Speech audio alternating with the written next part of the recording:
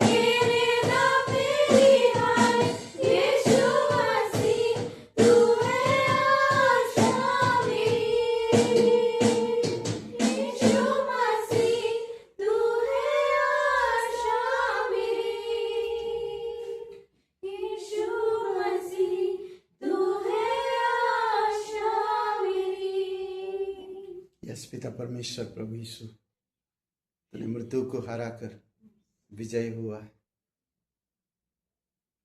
कब्र में से तू जी उठा है, अंधकार को दूर किया, हमारी अधर्म को क्षमा किया, हमें नया जीवन दिया। धन्यवाद देते इस जीवन को मजबूती के साथ बढ़ने में आप हमारी मदद करो पिता। स्वर्ग से बातें करो तेरी पवित्र आत्मा की इच्छा अनुसार, तेरी अद्भुत दया के अनुसार। दयालु और करुणामय परमेश्वर, धन्यवाद देते इस समय को, इस सभा को तेरे चरणों पर रखते। प्रार्थना प्रभु यीशु मसीह के नाम से मांगते हैं, आमीन। का स्वागत है। और हमारे बीच में कोई नया व्यक्ति है। 1 2 3 4 5 6 7 लोग। Hallelujah, praise the Lord. इधर एक नया व्यक्ति है। ओके, तो रविवार सब यहीं पर होगा, ठीक है। और अलग अलग जगह पे करेंगे सब। अच्छा है, जो भी होता बेस्ट होता, परमेश्वर की अनुग्रह करें। और क्लास होगा, क्लास हो रहा सिद्धांतों का सर्वसंग एबीडी, यानी कि प्रयुक्त बाइबल सिद्धांत, उसका आज तीसरा भाग में आप लोग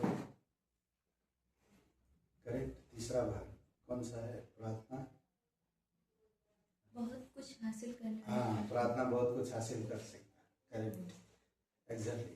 तो अद्भुत है क्लास वो, प्रार्थना कैसे करना, प्रार्थना की ताकत किस तरह से, अद्भुत है क्लास। आप सभी को आ सकते हैं, ओके। और बस इतना ही अनाउंसमेंट है। और अभी ऑफरिंग के लिए प्रिंस का स्वागत करते हैं।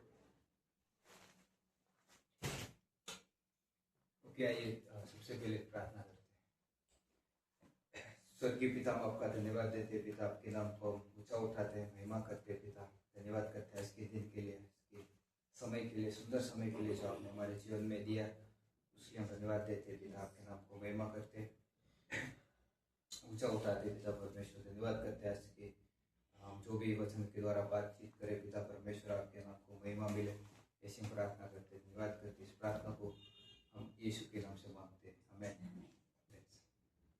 और बताता है पहले कुरिन्थियों की किताब में, चर्च में, राइट।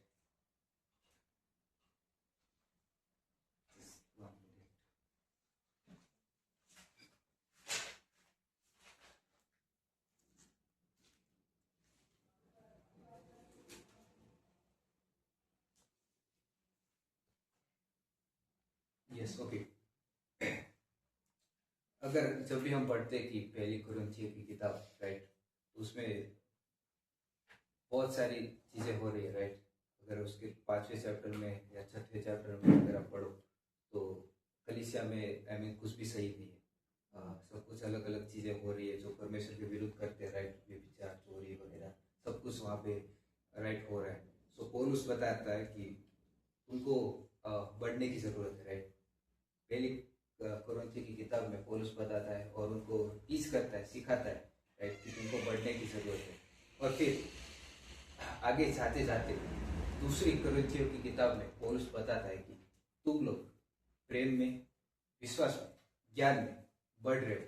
बहुत अच्छी बात है, बहुत अच्छी बात है कि तुम इन चीज़ों में बढ़ रहे हो, राइट। बट आगे जाके पौलुस लिखता है कि तुमको एक और चीज़ है जिसमें बढ़ने की ज़रूरत है, राइट। ऑफकोर्स दान देने में, दशमांश देने में, राइट। तो पौलुस कुरिन्थियों की किताब में, दूसरे कुरिन्थियों की किताब में एक और चर्च के बारे में बताता है कि उसके मकदोनिया चर्च है, राइट, जहाँ पे पौलुस है। तो वो कलीसिया जो है वहाँ पे हम देखते हैं कि वो 3 चीज़ें कर रही है, राइट। परमेश्वर को जैसे दान दे रही है, दशमांश दे रही है, राइट। तो पहली चीज़ है कि वो चर्च, वो कलीसिया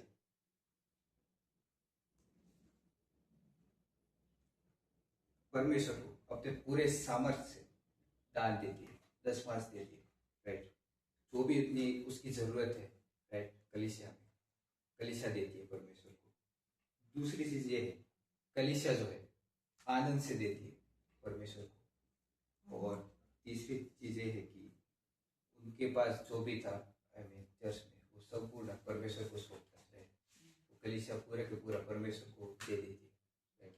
सो पौलुस यहाँ पे एक प्रकार से इंकरेज भी करता है दूसरे करेंसी की किताब में कि यस तुम लोग इन सब चीज़ों में बढ़ रहे हो, बहुत अच्छी बात है, राइट। पर एक दान के विषय में भी तुमको बढ़ने की ज़रूरत है, राइट।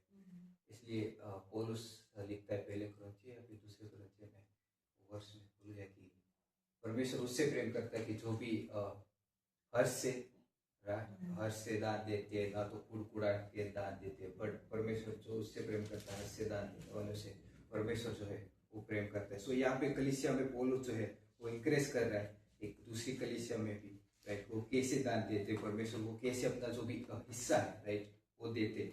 सो राइट, आज भी परमेश्वर हमको इंकरेज करता है अपने वर्ड ऑफ गॉड, परमेश्वर के वचनों से, राइट, कि कैसे हमको दान देना है, दशमांश देना है, राइट।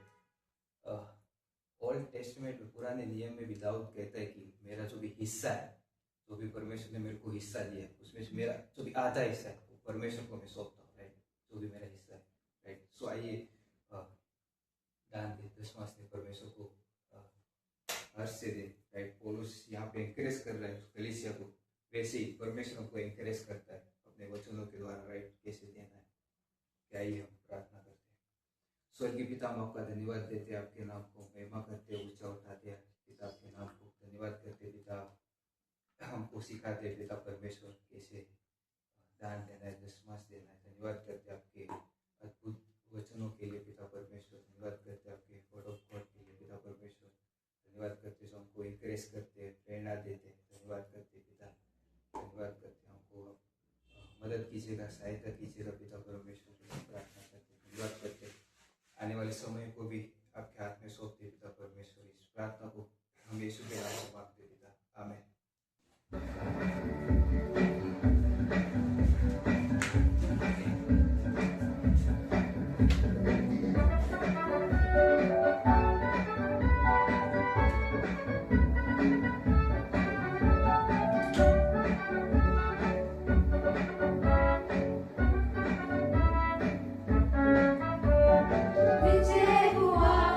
विजय हुआ, यीशु मेरा विजय हुआ, विजय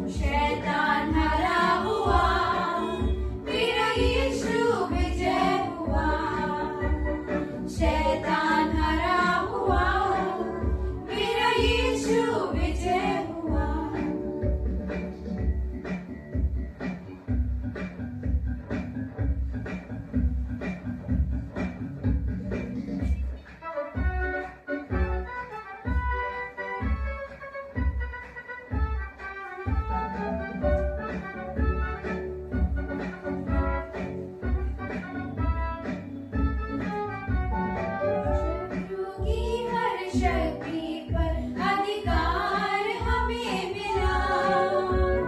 यहोवा निस्सी हमारा, वो है जय देने वाला।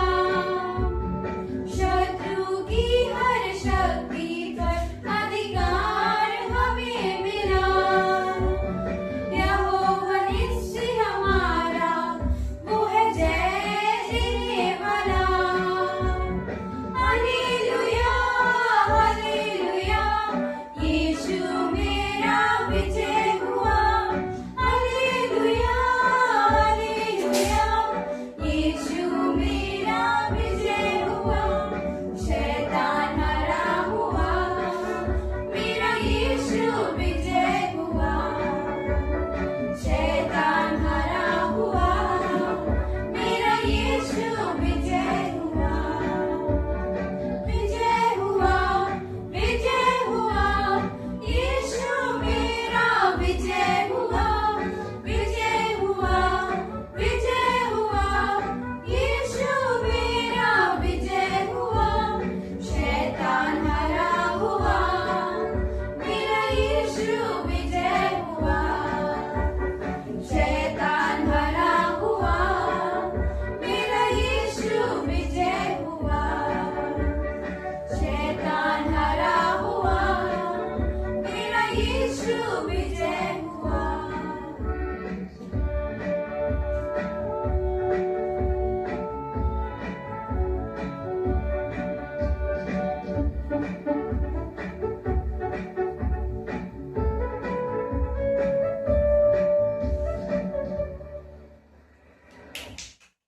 आइए हम लोग संदेश में चलते और के समान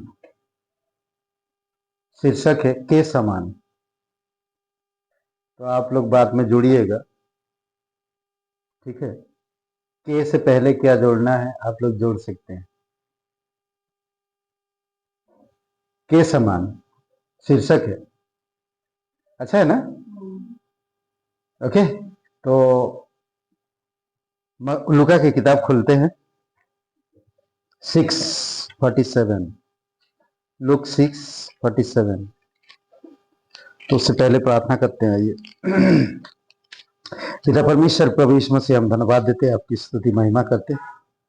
जीवित और पराक्रमी परमेश्वर, सारा आदर गौरव और महिमा तुझे देते हैं पिता, क्योंकि तू उसके योग्य है। तेरे वचन के द्वारा हम किसके समान बने, तू हमें बनाता है। अब हमारी अगुवाई करो कि हम उनके जैसा बन सके। धन्यवाद देते हैं, यीशु मसीह के नाम से मांगते हैं, आमीन। ओके, कौन सा बोला? 6:47।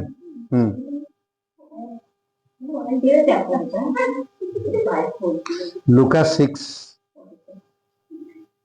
6 वाला क्या सही में?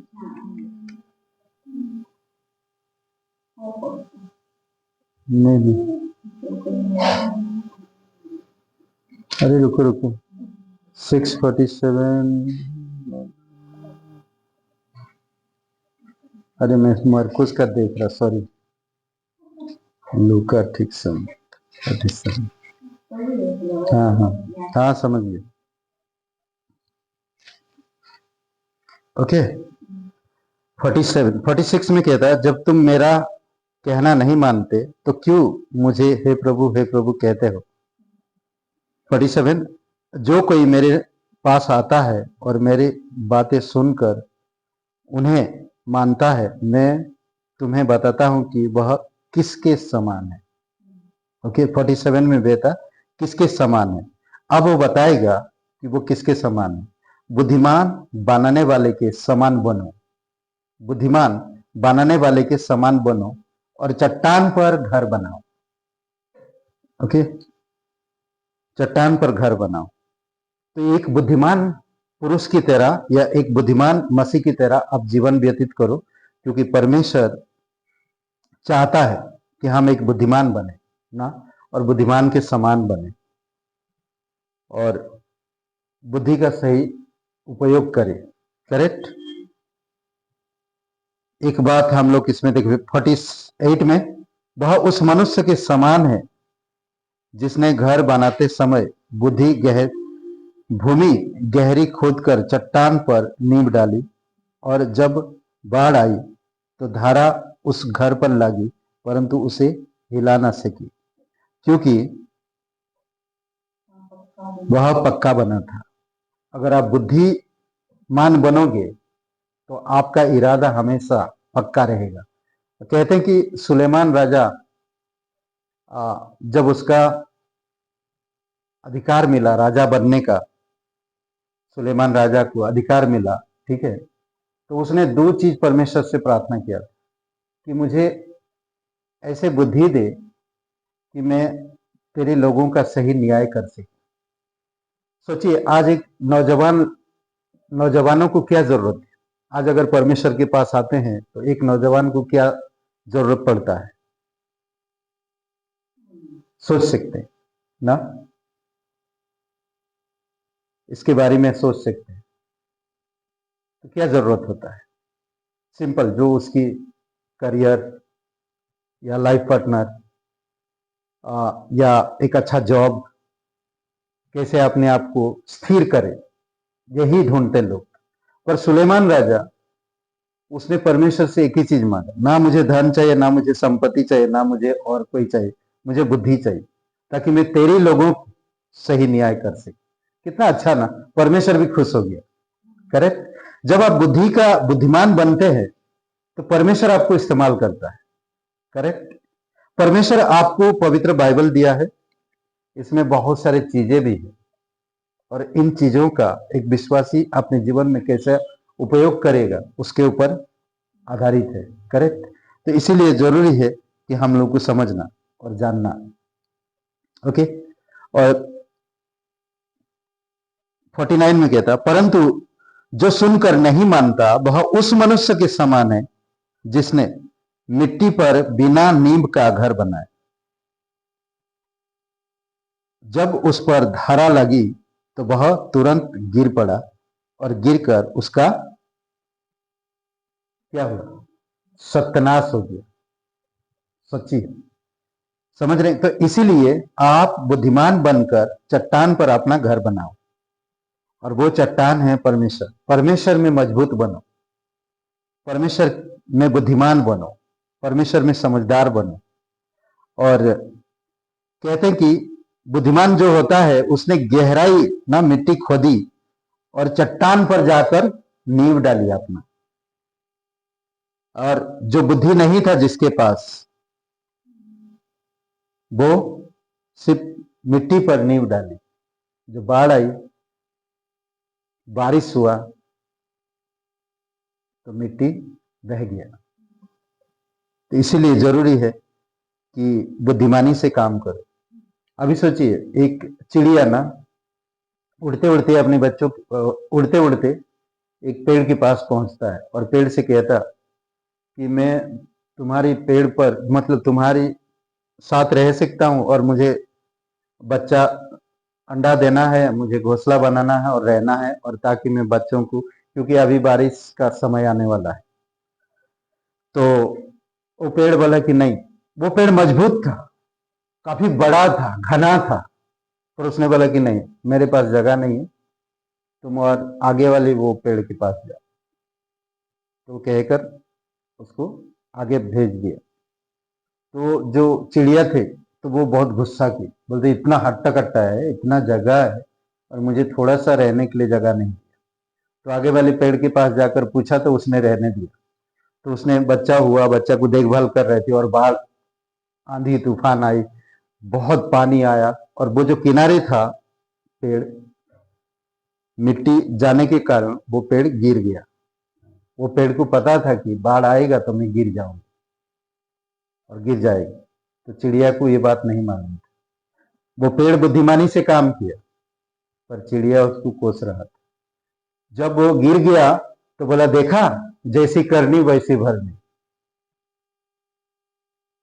चिड़िया उसको ताने दे रहा था। हाँ, तो उसने बोला कि नहीं, मैं तुझे बचाने के लिए आगे वाले पेड़ में जाने के लिए कहा, क्योंकि मुझे पता था कि मैं इस बार बाढ़ आएगा तो मैं बह जाऊंगा, डल जाऊंगा, गिर जाऊंगा।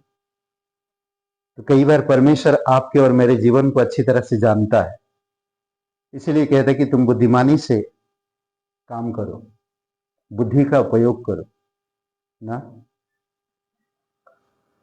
और लूका का 12 अध्याय में हम देखते हैं, एक ईमानदार रखवाले के समान बनो, एक ईमानदार रखवाले के समान बनो। इसमें कहता है कि जागते रहना। जागते रहने का मतलब सचेत रहना ना। कोई भी चीज में हमें ना, कोई भी ठग दे रहा आपको, कोई भी कुछ भ्रमित कर दे रहा, ये सब चीजों में आप नहीं होना चाहिए। एक ईमानदार ना। 12 अध्याय खोलिए, 12 अध्याय का 35 वचन, तुम्हारे कमरे बंद ही रहे और तुम्हारे दिए जलते रहे। अगर आप एक विश्वासी है तो आपकी विश्वासी जीवन बंद रहे और परमेश्वर की आत्मा जलते रहे। कैसे जलते रहेगा? वचनों में। हम सब चीजें कर रहे हैं, बोलते ना कि एक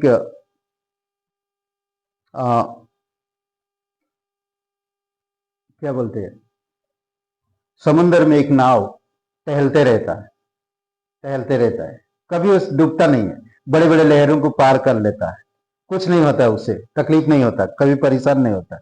पर जब वो बोलते ना कि जब वो समुद्र से कुछ लेने लगता है, बोलता मैं समुद्र का पानी लेना चाहता, तो वो डूबने लगता है। तो हमारी ईमानदारी रखने वाले के समान कैसे बनना है, यहां पर कुछ बातें बोलता। जागते रहना, आपके दिया जलते रहे, आपके कमरे बंद ही रहे, ठीक है। आप जब तक वो नाव संसार से, समुद्र से कुछ चीजें नहीं ली, मछली पकड़ रहा, भारी भारी चीजें रख रहा, फिर भी वो तैर रहा है, सब कुछ कर रहा है, पर जब वो पानी अपने अंदर लिया तो वो डूब गया। तो कई बार हम अपनी मर्जी से जब कुछ चीजें करते हैं, हम ईमानदार नहीं रह पाते।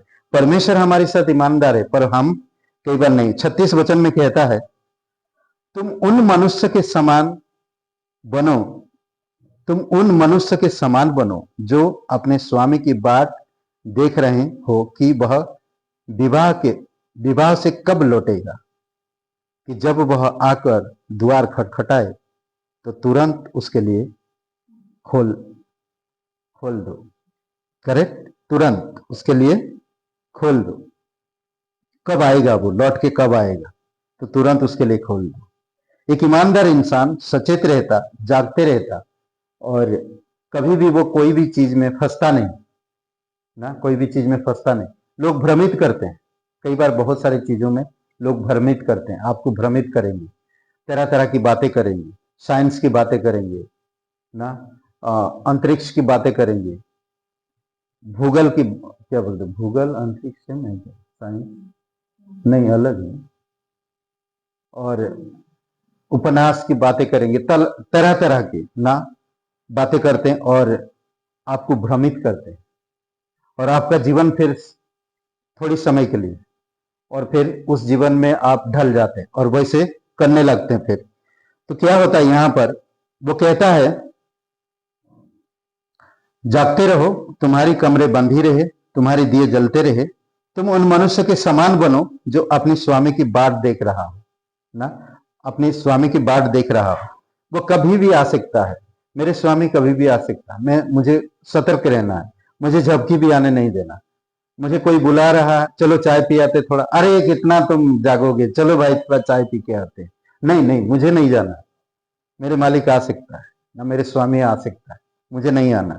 कोई बोले अरे भाई चलो ना यार, एक एक पैक लगा के आते, नहीं, कई सारी चीजें, चलो थोड़ा, अरे आने का टाइम है अभी, परेशान मत हो, चलो थोड़ा ना। ऐसा कई बार होएगा आपके जीवन में, कई बार कई सारी चीजें आएंगी। आज संडे है, क्यों जाने का, चलो आज ये देख कर आते, घूम के आते, आज लुलु मॉल चलते हैं ना, आज थोड़ा पानी पूरी खाते हैं, आज मेरे सगे संबंधी लोग आए, आज मैं नहीं आ सकता। ऐसा, ये क्या सचेत नहीं है वो इंसान, वो जाग नहीं रहा, वो इंसान वो समझ नहीं रहा, वो ईमानदार नहीं रह पा रहा।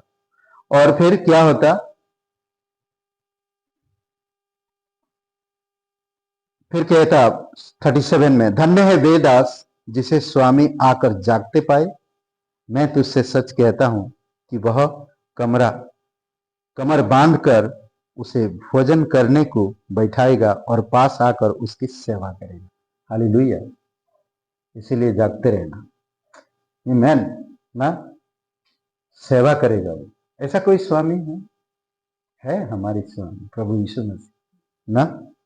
वो इंतजार कर रहा है, सब आ रहे हैं, पहले वो आकर इंतजार कर रहा है, पानी रेडी रखा, अंगूछा लेकर तैयार था ना, और जैसे आए उनका पैर धोने लगा।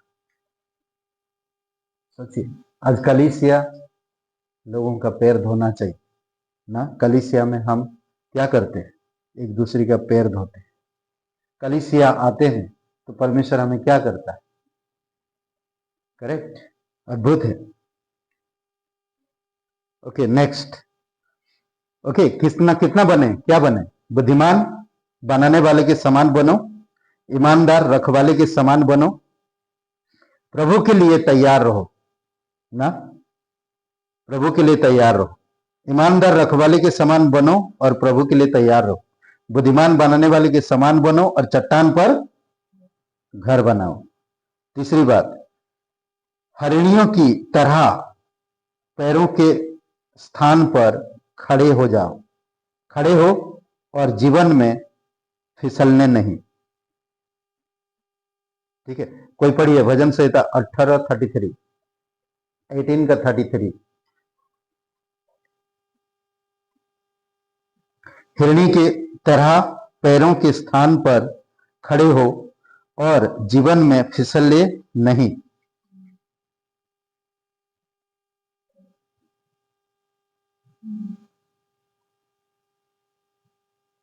वही मेरे पैरों को हिरनियों के पैरों के समान बनाता है और मुझे मेरे ऊंचे स्थानों पर खड़ा करता है। अद्भुत है ना। वही मेरे पैरों को हिरणी के पैरों के समान बनाता है।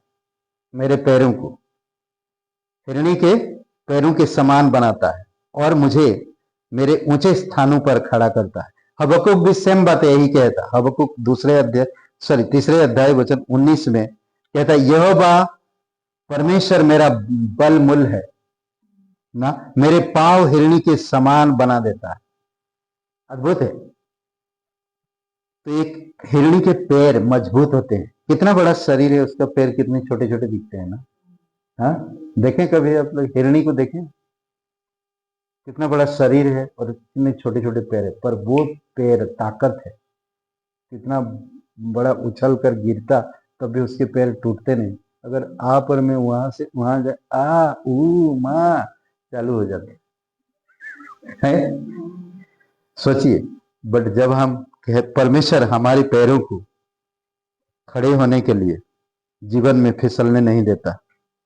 अद्भुत है। Hallelujah, praise the Lord.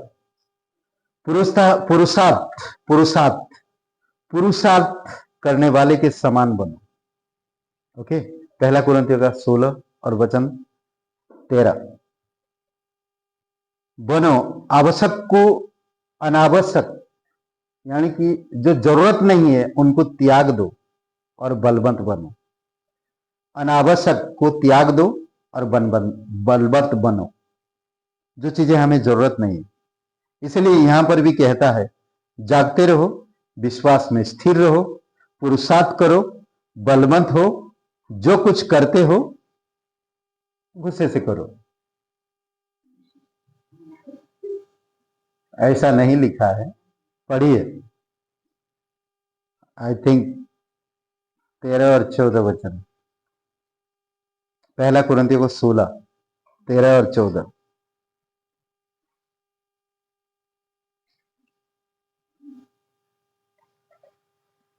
कैसा ना, अद्भुत है।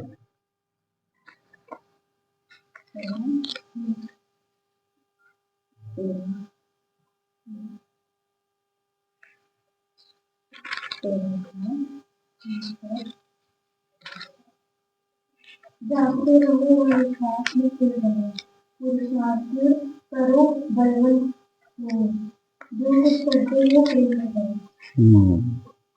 प्रेम से करो, जो कुछ करो प्रेम से करो, गुस्सा से मत करो। जागते रहो। जागते रहने का क्या मतलब है? सतर्क रहना।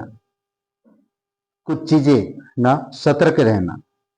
अगर हम कुछ चीजें प्रेम से नहीं करते, जागते नहीं रहते, सतर्क नहीं रहते, विश्वास में स्थिर नहीं, पुरुषार्थ का मतलब है परिपक्व ना, मजबूत होना, समझदार, समझ के साथ काम करना। पुरुषार्थ करो, बलवंत बनो, बलवंत हो जाओ। समझ रहे हैं? अभी कल आज बीज बोया, कल देखा मैंने ये आ गया, क्या बोलते अंकुर। मैं बोला अभी फल क्यों नहीं लगा? ऐसा नहीं हो सकता ना, वो धीरे धीरे मजबूत होएगा और एक दिन पुरुषार्थ होगा, एक दिन फल बनेगा। जब वो फल खाओगे स्वादिष्ट होगा। कई बार हमारे जीवन पढ़ते पढ़ते परिपक्व हो, अनुभव एक्सपीरियंस बढ़ता है, करते करते ना, विश्वास में चल रहे हैं, विश्वास में रह रहे हैं, तो हम लोग बढ़ पाएंगे। नई जन्मे हुए लोगों को कोई काम जल्दी नहीं समझ सकते। क्यों? क्योंकि वे नए जन्मे हुए हैं। पौलुस भी कहता है, कोई अगर सेवा करना चाहते या कलीसिया के कार्यक्रम करना चाहते हैं, कुछ करते हैं, तो वो नया विश्वासी ना हो, ना मजबूत रहे, बलवंत हो। समझ रहे हैं? और जो कुछ करते हो प्रेम से करो हमेशा। ओके। पहला इतिहास और अध्याय 12 में हम देखते हैं वहां पर कि दाऊद के पास बहुत सारे सूरवीर थे, सूरवीर लोग। दाऊद के पास, राजा दाऊद के पास बहुत सारे सूरवीर लोग थे। पहला इतिहास की 12 अध्याय। ओके। तो कहते कि आए थे वो लोग, 8 से लेकर 15 वचन में अगर पढ़ते तो इसमें कुछ नाम दिया गया है। और बहुत सारे ऐसे अलग अलग जगह से लोग आए थे, दाऊद के साथ रहते थे। ओके। और यहां पर कहता कि गाद फिर जब दाऊद जंगल के गढ़ में रहता था, तब ये गादी जो सुरवीर थी और युद्ध विद्या सीखे हुए और ढाल और भाला काम में लाने वाले थे, और उनके मुंह सिंह के से, और वे पहाड़ी मुर्ग के समान बेग से दौड़ने वाले थे। ये और गादियों से अलग होकर उसके पास आए थे। गादी लोग उनसे अलग होकर ये लोग दाऊद के पास आए थे और उसके साथ रहते थे। अर्थात मुख्य तो नाम दिया गया इसमें कई सारे, और ये लोग कहते कि कुछ भी करने के लिए तैयार थे दाऊद के लिए, और परमेश्वर का भय भी रखते थे, और दाऊद को बहुत परमेश्वर का जन मानते थे ये लोग। और ये लोग कहीं भी कुछ भी करने के लिए तैयार थे। उनके पास कुछ नहीं था, खाने के लिए कुछ नहीं ना, कुछ दाऊद के पास कुछ ऐसा चीजें नहीं था। वो जंगल में रह रहा, गुफाओं में रह रहा, फिर भी लोग उसको मदद करने आए। क्यों? क्योंकि वो परमेश्वर के साथ। इसमें कहता है दाऊद के सामर्थ्य पुरुषों की तरह पराक्रमी और साहसी बनो। भले आप जंगल में रहते, साहसी और पराक्रमी, डरना नहीं। समझ रहे हैं? किसके समान बनोगे? पराक्रमी और साहसी के समान। ओके। भजन संहिता 1 और वचन 3 में उस वृक्ष के समान बनो जो बहती नालियों के किनारे लगाया गया है, फलवंत होने और तरोताजा बने रहने के लिए। उस वृक्ष के समान बनो जो बहती नालियों के किनारे लगाया गया, फलवंत होने और तरोताजा होने के लिए। भजन संहिता 1 और वचन 3 में। समझ रहे हैं? अच्छा है ना? आप परमेश्वर के पास बने रहो, परमेश्वर में बने रहो हमेशा। ओके। और एक भजन संहिता 55 खुलिए, 6 से 8 वचन हम लोग पढ़ते, 6, 7, 8। कबूतर के पंखों के समान बनो सुंदरता और फुर्ती के लिए। कबूतर के पंखों के समान बनो। कबूतर का पंख कैसे होते हैं? पानी लगते हैं, पानी भी निकल जाता है, ऐसे बैठे रहेंगे तो पानी ही नहीं लगता उनको। सोचिए इतना अच्छा पंख है उनका, सुनहरी भी होता है, कई सारे कलर्स के होते हैं। नहीं, यहाँ पर गले में कलर अलग होता है, इधर कलर अलग होता है, पूंछ में कलर अलग होता है, करेक्ट, अलग अलग। कितना सुंदर पंख है, पंख पढ़िए कोई भजन संहिता 55 और वचन 6, 7, 8।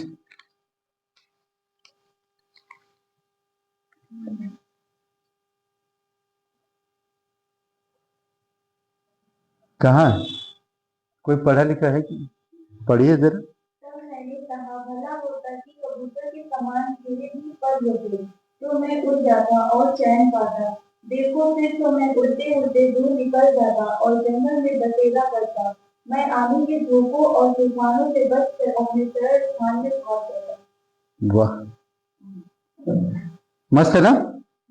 तब मैंने कहा, भला होता कि मेरे कबूतर के से पंख होते तो मैं उड़ जाता और विश्राम पाता। क्या बात। देखो, फिर तो मैं उड़ते उड़ते दूर निकल जाता और जंगल में बसेरा लेता। कोई नहीं, टेंशन नहीं, बसेरा करो उस जगह पे जाके, करेक्ट। मैं प्रचंड बयार और आंधी के झोंके से बचकर किसी शरण स्थान में भाग जाता। कितना अच्छा। तो पंख देगा परमेश्वर, इसमें सुंदरता और फुर्ती के लिए कबूतर के पंखों के समान बनो। हालेलुया। किसके समान? के समान, बुद्धिमान बनाने वाले के समान बनो, ईमानदार रखवाले के समान बनो, हिरणी की तरह पैरों के स्थान पर खड़े हो और जीवन में फिसले नहीं, पुरुषार्थ करने वाले के समान बनो। ओके, अनावश्यक को त्याग दो और बलवंत बनो। दाऊद के सामर्थ्य पुरुषों की तरह पराक्रमी और साहसी बनो। उस वृक्ष के समान बनो जो बहती नालियों के किनारे लगाया गया, फलवंत होने और तरोताजा बने रहने के लिए। कबूतर के पंखों के समान बनो, सुंदर और फुर्ती के लिए। आमीन। आइए प्रार्थना करते। पिता परमेश्वर, प्रभु यीशु, हम धन्यवाद देते, आपकी स्तुति महिमा करते। जीवित और पराक्रमी परमेश्वर, सारा आदर सारा गौरव हम तुझे देते। धन्यवाद देते इस समय को प्रभु, सामर्थ्य करुणामय परमेश्वर, सारा आदर सारा गौरव हम तुझे देते पिता। कोई भाई बहन आप नहीं जानते इस जीवन के अंत के बाद कहाँ आप अनंत बिताएंगे। परमेश्वर आपसे प्यार करता है पर आपके पापों से घृणा करता है। हम पापी होने के कारण स्वर्ग नहीं जा सकते, इसी वजह से परमेश्वर आप और मेरे लिए अपने बेटे को इस धरती पर भेजा ताकि वो हमारी पापों का दंड अपने ऊपर लेकर क्रूस पर बलिदान हो, कब्र में गया और तीसरे दिन जी उठा। वो हमारी पापों का कर्ज चुका दिया, भुगतान कर दिया। आपको मुझे सिर्फ विश्वास करना है, वो सब कुछ पूरा किया है। अगर आप विश्वास करना चाहते हैं तो मेरे साथ ये प्रार्थना करिए। कहिए, हे यीशु, मैं जानता हूं मैं एक पापी इंसान हूं, मैं खुद को नहीं बचा सकता। मैं धन्यवाद देता, तू मेरे पापों का बोझ अपने ऊपर लेकर तू क्रूस पर बलिदान हो। हे यीशु, मुझे माफ कर दी, मेरे हृदय में आई, मुझे नया जीवन दी। तन मन से तेरे बलिदान पर, तेरे गाड़े जाने पर, तेरे जी उठने पर मैं विश्वास करता, मुझे माफ कर दी। यीशु मसीह के नाम से मांगते हैं, आमीन। नीले आसमां के पार जाएंगे, मेरा यीशु रहता वहाँ। नीले आसमां के पार जाएंगे, मेरा यीशु रहता वहाँ। हम मिलेंगे बादलों पर, हम मिलेंगे बादलों पर, देखेगा सारा जहां। नीले आसमां के पार